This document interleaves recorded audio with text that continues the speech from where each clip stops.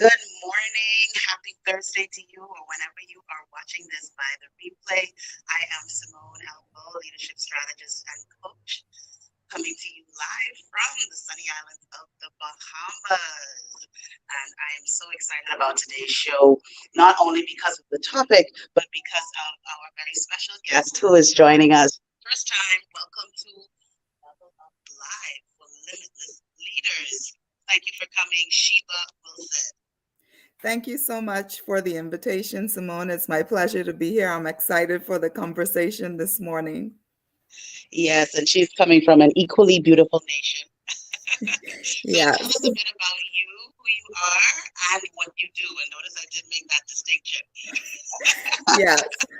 Well, as mentioned, I'm Sheba Wilson. I am from the beautiful by nature Turks and Caicos Islands, and I am first and foremost a mother of four beautifully amazing children, three daughters and a son, Ariana, Gabriella, Alyssa, and Caden. I'm also a widow of 7 years, and I mention that because widowhood has truly changed my perspective of life and living fully and purposefully. And I live with this sense of urgency about my goals and pursuing my dreams and my purpose with grit and determination. And sometimes that's misunderstood because not everyone can understand my intensity, and that's fine, but when something like that happens in life, it really changes how you view and do life. I'm also a senior human resources professional. I'm working with the luxurious Grace Bay Resorts brand. I've been with the company for 12 years. I am the group director of human resources with that organization. I'm also certified in creating leadership development programs through the American Talent Association of Talent Development. And I'm a certified Maxwell Leadership coach, speaker, and trainer under their executive program. I own and operate my own full service leadership development and coaching company, Sheba Wilson Training and Development Limited. And so, I do retreats, facilitation, speaking. I'm also an author. I released a book collaboration just last month, Voices for Leadership, and I'm working on my first solo book, Girl, Get Up and Lead, and that will be out this year as well. So, really exciting time for me. I'm a DISC consultant. I love DISC because it's such a powerful tool that fosters self-awareness, which is a skill that's absolutely necessary in leadership. And so, anything that I do, I try to incorporate DISC in that. And yeah, a radio personality, a podcaster. She Will Lead is my platform that I use to basically inspire, encourage, and empower women because for a very long time, I didn't have female mentors, especially as I was growing as a leader. It was all male. I didn't have women in the leadership space that I could, learn and grow as a result of their own experiences. And so I'm trying to create that platform for women to have here in my country and globally. Yeah, it's very interesting that you should say that because I share that experience, and I think that's where my passion for mentorship comes from. Because it's rough out there for young females and young males coming up in the corporate arena and just trying to navigate certain things and just trying to understand certain things. And I know that you and I have talked about you coming back and talking about women in leadership. Yes. And this whole concept of power and mentorship and paying it forward and sharing and all of those things that sometimes we just don't see in the corporate environment from a female perspective as well. So I'm really looking forward to us circling back on that. I think it's going to be really powerful. And of course, please share more about your books and where we can find them. We'll do that at the very end. So I want to jump right into this topic because, oh my goodness, this one, you hear so many horror stories about the abuse of power in organizations. What has been your experience with that, and how would you define it? What does it really look like? So, in my experience, abuse of power usually takes place in organizations with positional leaders. John Maxwell talks a lot about and has written a lot about the 5 levels of leadership. And positional leadership is level 1, and it's really egocentric and focused on the title, the position, and using the power or authority under that position in order to get people to do what you would want them to do, whether that's ethical or unethical. And in my experience, when I have never like firsthand had that experience of an abusive leader, but I've seen it and heard stories. And one of the things in particular that I noticed is abuse of power looking like constantly reminding persons that they're replaceable or they can be fired.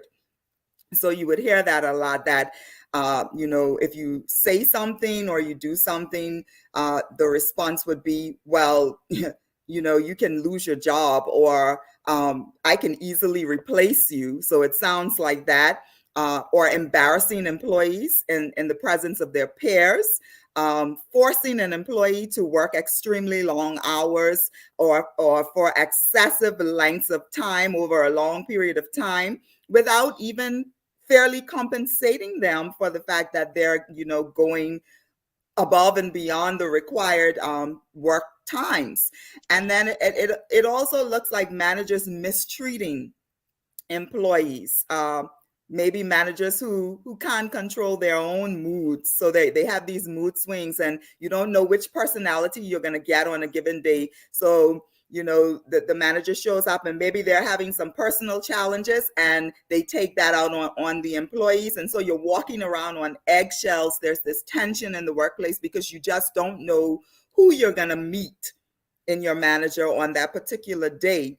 And the condescending reactions to employee questions and making them feel stupid, really, for asking questions. Maybe they're trying to gain clarity, and the response that they get is making them feel as if they're inadequate or they're not knowledgeable enough.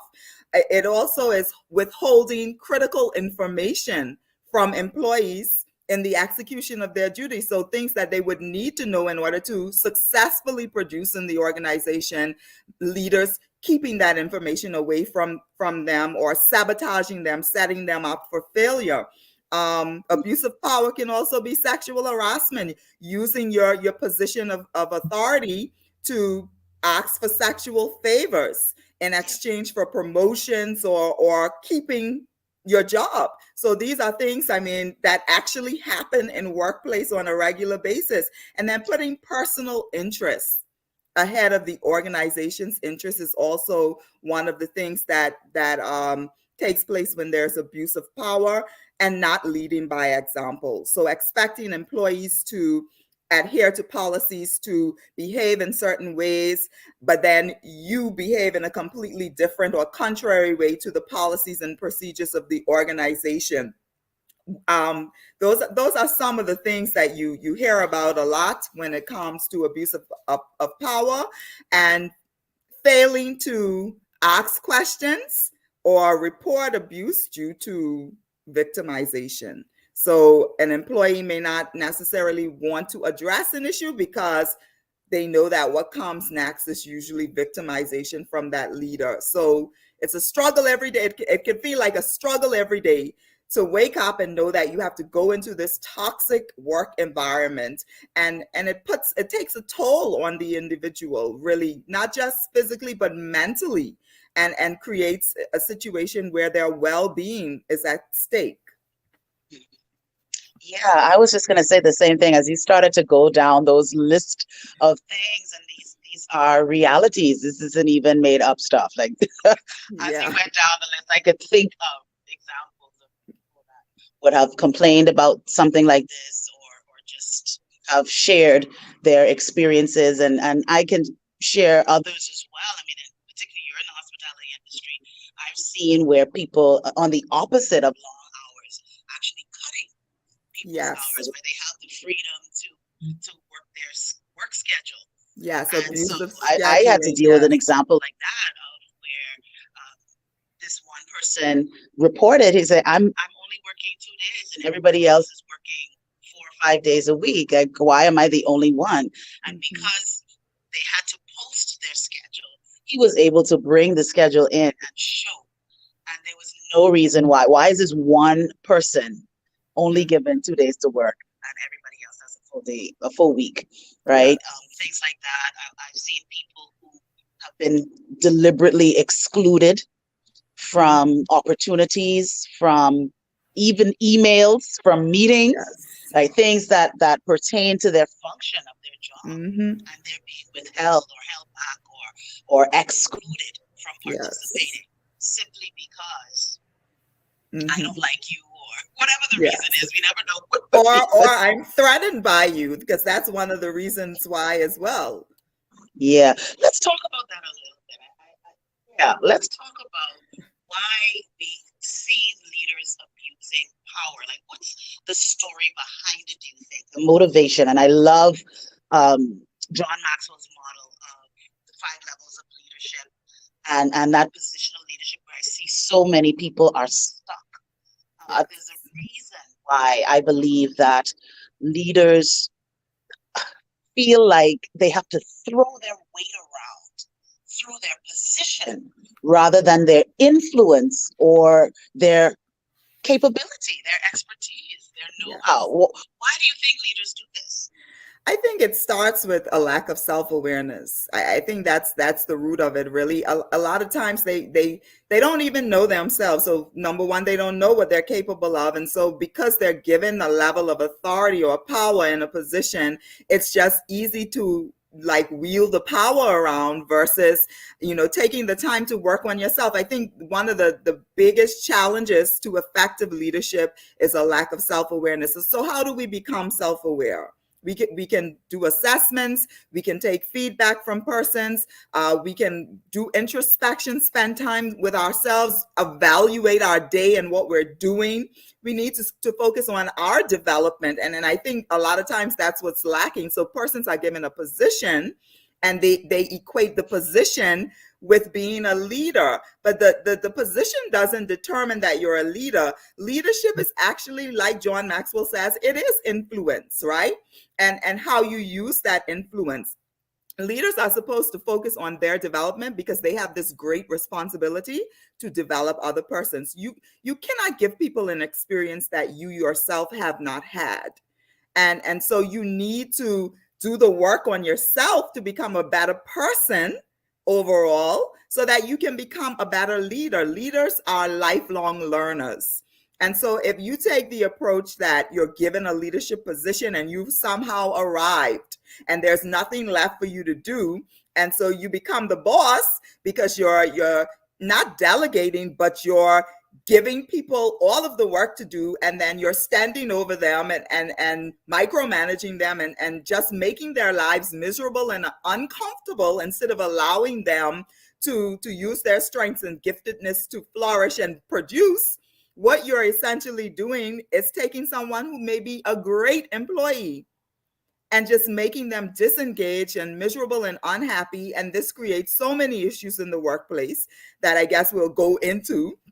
But I think the focus has to be on the person looking internally at themselves, becoming self aware, recognizing what your challenges are as a leader, and working on those to become better. Because if you don't genuinely care about people, you shouldn't be a leader. Leadership is about people. It's not about you. It's not about the title, and it's not about you and your ego. It is about your responsibility to grow and develop these persons that are under your remit. That's what leadership is. But a lot of leaders just don't get that. And you and I are both trainers, so we know the last people to come to training are leaders. Yeah. And they will always say, oh, we're too busy, we don't have time for that. But they're always focusing on other people and what they need. The Yeah. team needs this, the team needs that, they need to get better at this. But that introspection, that focus on how can I continuously improve simply is rare. I won't say Yeah. it's non-existent because you do have some leaders that do focus on it and they want that for themselves, but it's just not happening. And so, how, as an organization, do you think we can encourage our leaders to do this type of introspection? I know that in HR, some companies may use the 360-degree feedback, where people give the leader feedback, their clients, their peers, and so forth.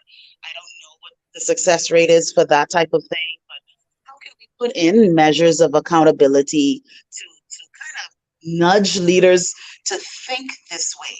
I have some schools of thought on it too, but I would love to hear what you have to say about So I think it really depends on the organizational culture.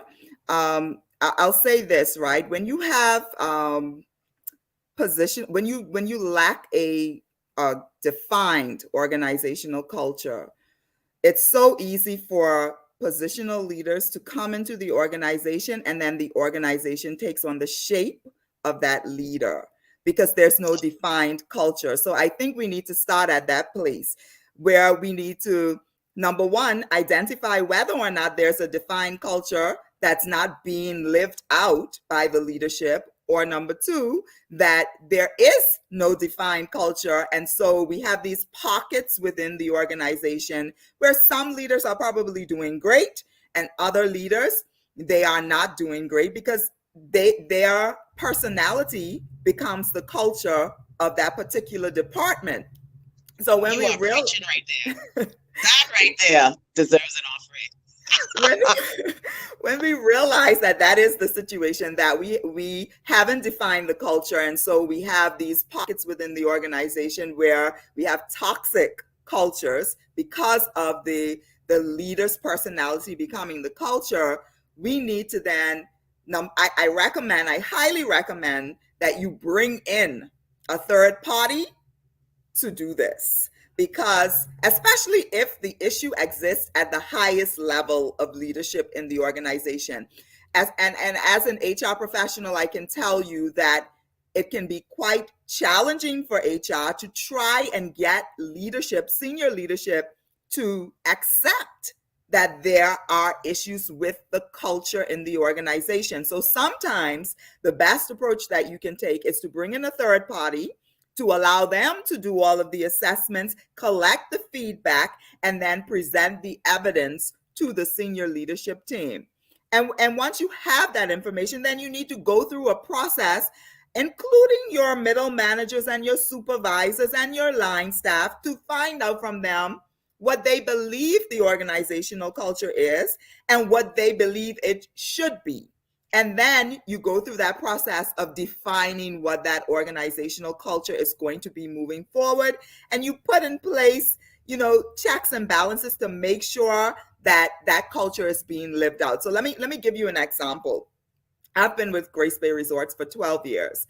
And I remember coming in that our company was quite different in 2010 than it is now. At that time, we had a lot of leaders who came from a Ritz-Carlton background. And so what happened is we kind of just copied the Ritz-Carlton approach to everything, right?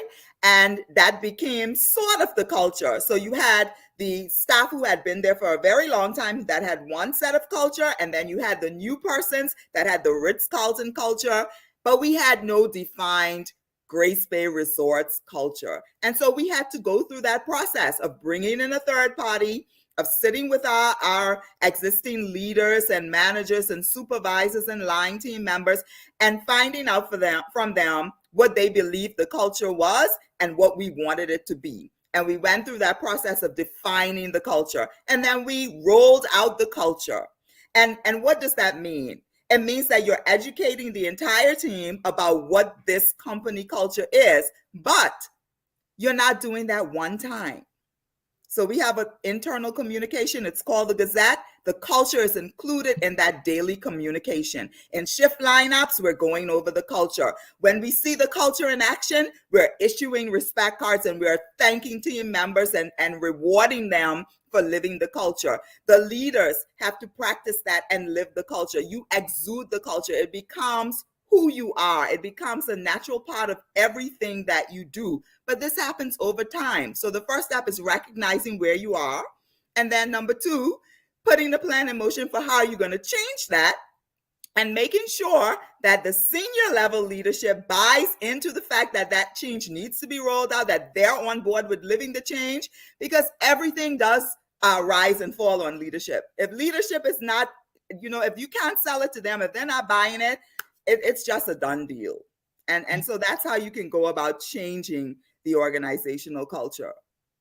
Yeah, I wonder if people realize the very significant impact the culture has on an organization. And it's funny that you should reference the Ritz-Carlton brand, because I worked under a general manager who came from that brand, and that culture is so strong. You're right. It would pervade another culture because they do such a great job at selling that culture, but it's strategic.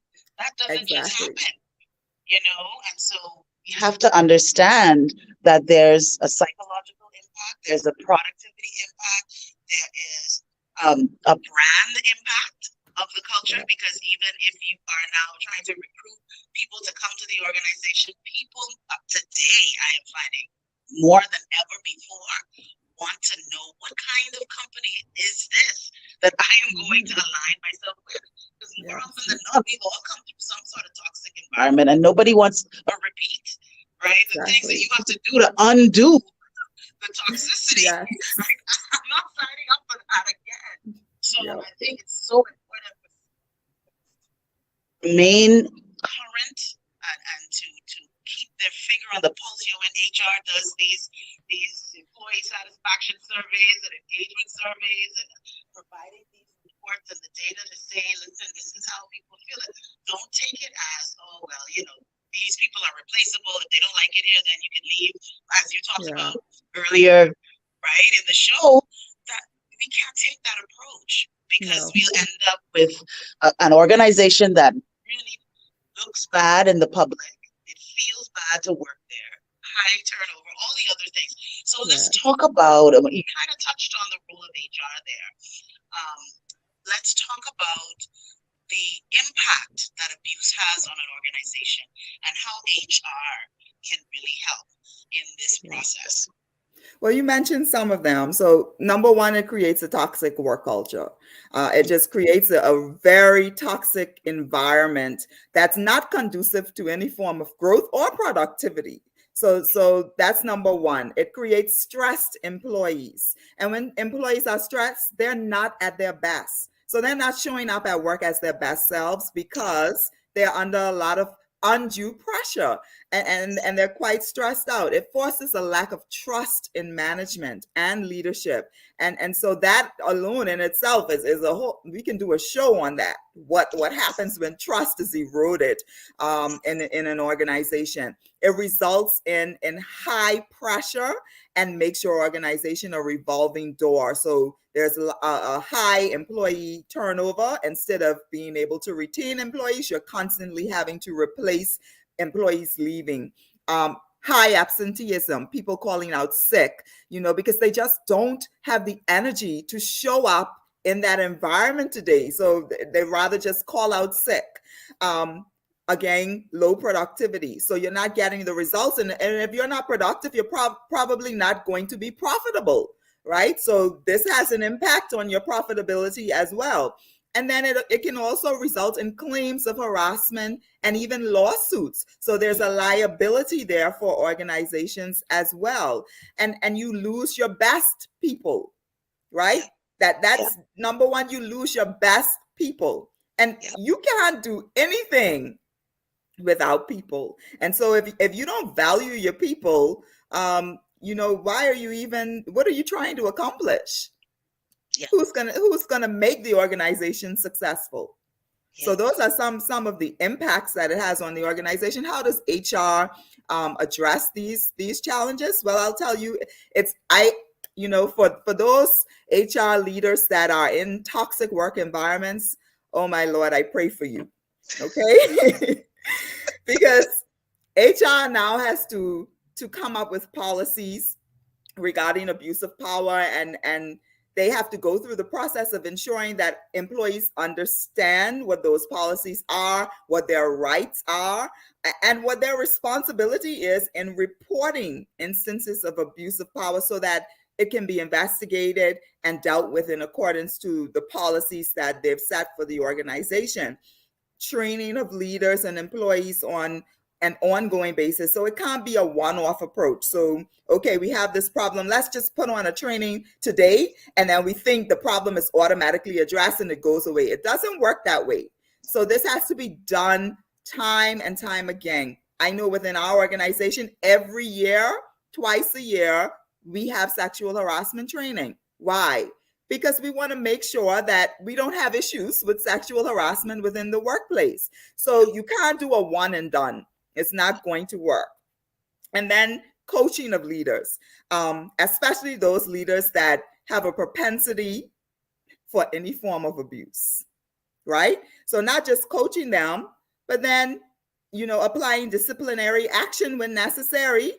And that could include up to termination, because if you're a repeat offender, at which point does the organization realize that you are a liability to the organization? You're not conducive to the growth of the organization or the well-being of the employees, and there has to be a separation at that point. So those are some of the approaches, and creating a proper process for grievance. And sometimes that means having a channel of communication that's anonymous, because some people may not want to come directly to HR to say that I'm having a challenge with this leader, they're abusing power. So that could be in the form of an anonymous hotline. It could be someone dropping off to a box that's, no one's really monitoring when it's dropped off, but you're collecting.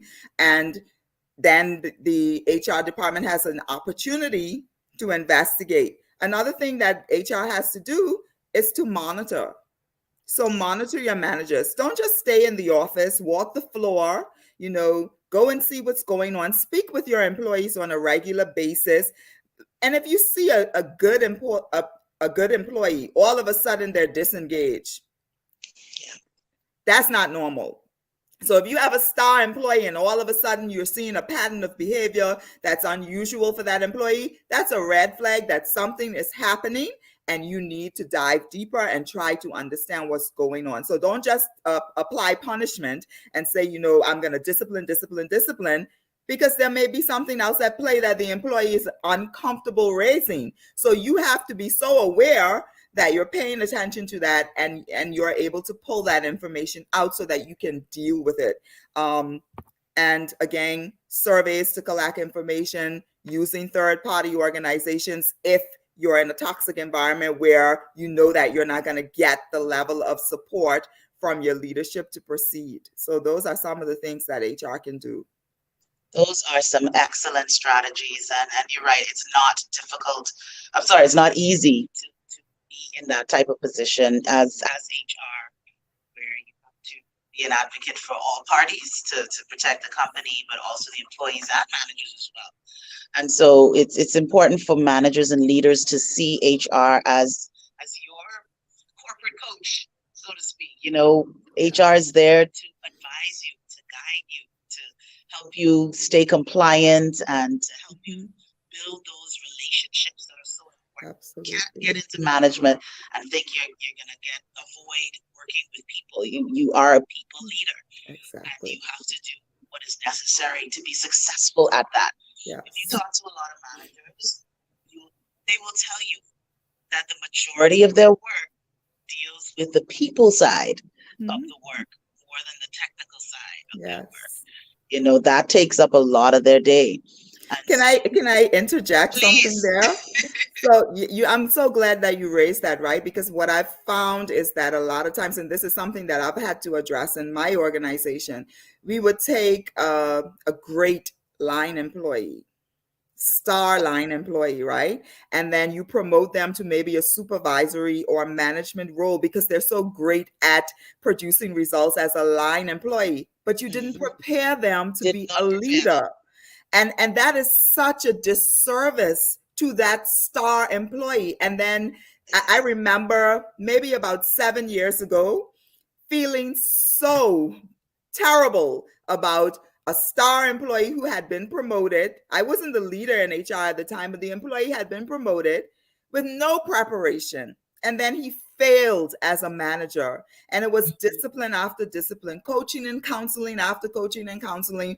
And he wasn't getting better. And I said to my leader at the time, I said, we're at fault here.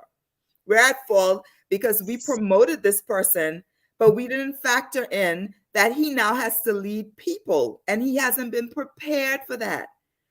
So I want to encourage organizations to have a leadership development program in-house. Develop your people for leadership, because you're right. The majority of their time as a manager or a senior leader is spent on the people aspect, not on the process aspect, honestly. And so we need to prepare them for that. I have a resounding amen for that because, we do not do a good job in preparing people, and it's a completely different skill set. Yeah. You're adding skill sets to their toolkit. So yes, they may be very good at the technical level, but they must pick up those skills and develop and hone those skills that are required for that next level of leadership. And I would dare say that even at higher levels of leadership, there are additional skill sets that are required, even beyond people.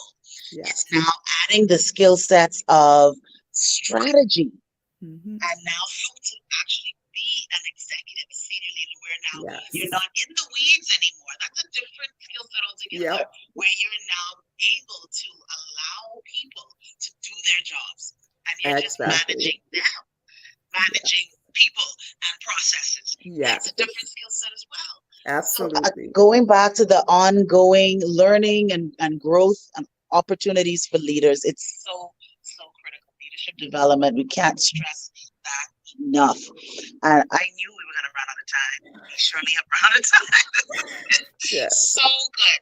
But before you give your final comments and tell people where we can find you and your book and all of the great things that you're doing, and I'm going to call you a purposeful person, not a busy person. But I just give some words of advice to people who may be dealing with this in their organization, this abuse of power, and what things that they can do to help themselves. So if you're in an organization where there's already a clear process or policy for, airing a grievance or bringing to the attention of your HR department that there is abuse of power, then I would recommend that you take the approach of bringing that to the attention of your HR manager or director and allowing them to investigate and determine what course of action would take place. Now, if you're in an environment where there's a history of no action taking place despite persons bringing this to the attention of HR or leadership within the organization, then I would encourage you to look at what recourse you may have in terms of maybe you're in a country where in the Bahamas you guys have unions, so maybe you need to speak with your union rep, or in a country such as ours where there are no unions, escalating it to the conciliation level where you can go to the labor department, speak with an inspector and bring it to their attention that these are the challenges that you are experiencing on the job, and then allowing them to investigate and have a conciliation to determine what the outcome is going to be there.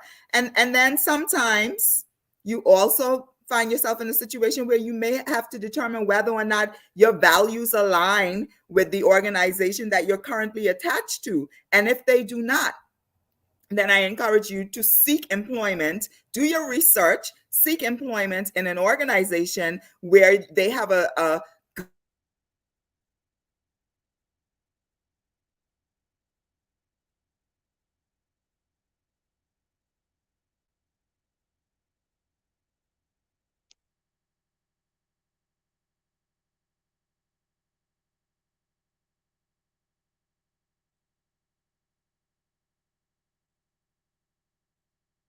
I was wondering if that was me. Is Sheba frozen? Let's see if she comes back. Oh, and that was such a good point.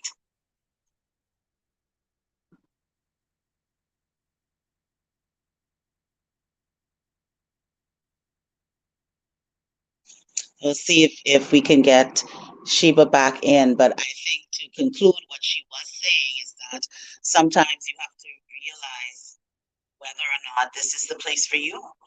I think this was a hard lesson that I have learned over the years that uh, sometimes you're pushing for something that just will not be a fit. I'm so glad that you're back. It's just not a fit. And sometimes we're fighting this cause, we get into this whole vigilante mode where, I want to make things better. I want to make things right. And you find yourself bucking a system, bucking a culture that just doesn't want to change. No. And so you have to decide, as Ahmad is saying here, alignment of values is a real thing. You have to determine this is the right place. Absolutely. Going to be able to make these changes. You can't do it alone. No. You need particularly top-down support. Yes. If you're going to do that type of thing. And so, you just have to make that tough decision, that very tough decision. And sometimes it's the best thing for you. I remember going into an organization and I was asked to have individual meetings with the staff to kind of see where they were and coach them and that sort of thing. And I just remember this one gentleman, he was just honestly abused at his last organization. I mean, it was so apparent in things that he said and just the emotional residue of the experience and then not being able to believe that he could be in an environment that was not that way. That I can't believe that this organization cares about me, that they care about my development, that there's certain things that I just didn't have to do, he said I would ask for a job letter at the previous company and they want to know why I wanted the job letter. Where is it going?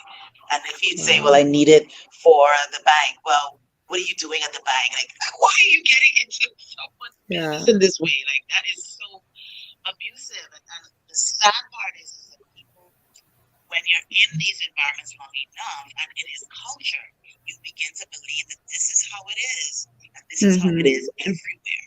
Yeah. And it's not that way. And absolutely right on there saying the burnout is real when you're the only one constantly pushing the change. That is so true. Yeah. And you have to realize, do I need to just give up this fight? And like Kenny Rogers said, know when to hold them, know when to fold them, yes. know when to walk away, and know when to run. Yes. Oh my goodness, this has been so amazing, as I expected it to be.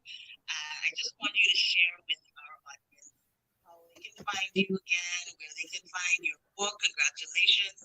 I'm looking forward to the new work that's coming out and to this series on women in leadership that we're going to do. I'm really looking forward to chatting with you again. So please share with everyone how to find you. Okay, so my website is shebawilson.com. So you can find me there. And everything that you need to know about what I offer is on the website. My book collaboration, Voices for Leadership, it's available for sale on Amazon.com. The book is called Voices for Leadership. So you're able to purchase it there. I'll be sharing more information on my social media platform about my upcoming book as things progress. Girl, Get Up and Lead. And LEAD stands for Live Every Day Above Defeat. So it's basically sort of a memoir, but also giving you some advice on how you can overcome challenges and just live life with purpose and passion and pursue your dreams and, produce the results that you desire. So I'm really excited about that and to be able to share that work in the leadership space and to help other women in particular, because like I mentioned earlier, that is my platform. And my social media, I'm on LinkedIn, Sheba Wilson, on Instagram, Sheba Wilson, and on Facebook, Sheba Wilson. So I'm really easy to find, just my name. Everything is my name, very easy to find, and you can feel free to follow me. I do spend a lot of time developing content and sharing a lot of value with my community. So thank you so much, Simmone, for having me this morning. And, I just want to encourage persons that if you find yourself in a toxic environment, prioritize you. Prioritize you. No job is worth your mental well-being, because at the end of the day, when you would have taken on all of that stress and created sickness within your body, that organization is simply going to replace you. So find yourself a values-based organization where your values align, and work in an environment where you can thrive and grow. You deserve it. You owe it to yourself to do that. So if you're not in the right environment, get in the right environment. Absolutely. I couldn't have said it better myself. And I think people have to realize that we have more power than we think we have. Absolutely. And we have more choices than we think we have. And so we don't have to stick it out. We don't have to endure. We don't have to tolerate things that that's not serving us. That's not serving us well. Is not enhancing who we are as a person, our well-being, and our overall safety and growth. So we have the power. That actually segues into this book that I wrote. I don't know if anyone can see it, but the title is Me First. Nice. Me First. It's a self-help guide for purposeful women, a very easy read, but it's intended to be like a self-coaching resource to understand the deeper meaning of exactly what Sheba just said. Choosing you, aligning your values, making choices that uphold who you are and what you're about, setting and keeping boundaries in your life is so important. These things apply at work as well as in your personal life. Spending the time with yourself. That's where self-awareness comes from. When you take the time to be self-aware, to not be so activity-driven, but to be purpose-driven, and to understand the things that you're putting your energy into. And is this aligned with who you want to be?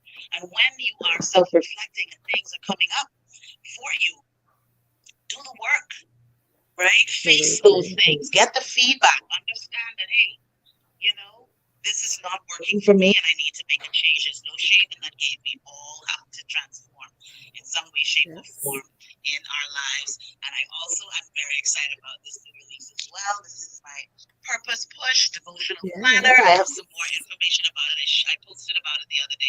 And I think that's how I connected with you. She commented on it. Yeah. And I was like, oh my goodness, I need to meet her. She's amazing. So thank you so much for coming on today.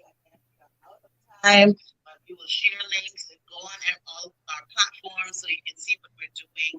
I'm so excited about my new masterclass for leaders, and so we are an organization that's looking to develop leaders, helping them to build their brand and to really dig into the psyche of leadership, understanding what's the definition of leadership for you and how you want to show up, kinds of behaviors that you want to exhibit in your organization. And I would encourage you to reach out. Let's talk more about that class as well. So have a great Thursday or whatever day of the week that you're watching this. And I encourage you to choose you and to use power for good. Thank you so much, and we'll see you next time.